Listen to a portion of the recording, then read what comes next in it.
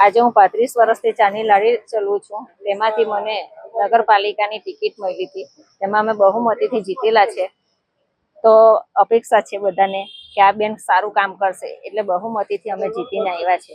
તો પછી અમે એવું વિચાર્યું છે કે અહીંયા જ આપણે મારી ચાની લારી હોય ચાલે ને હોય ચાલે, તેની બદલે અહીંયા જ અમે કાર્યાલય બનાવી ને ચાની લારી હોય ને ધંધો હોય કરીશું ને બધાનું કામ હોય કરીશું સારી રીતના ને બધાને સપોર્ટ કરીશું ને એ કરીશું। નમસ્તે, હું છેલ્લા 35 વર્ષથી અહીંયા કાળિયાભૂત વિસ્તારમાં આવેલી ચિત્રકૂટ સોસાયટીમાં રહું છું અને ભાજપ દ્વારા ટિકિટ આપી હતી અને જે ગીતાબેન એમાં વિજેતા બન્યા છે એમના વિશે હું થોડું કહીશ।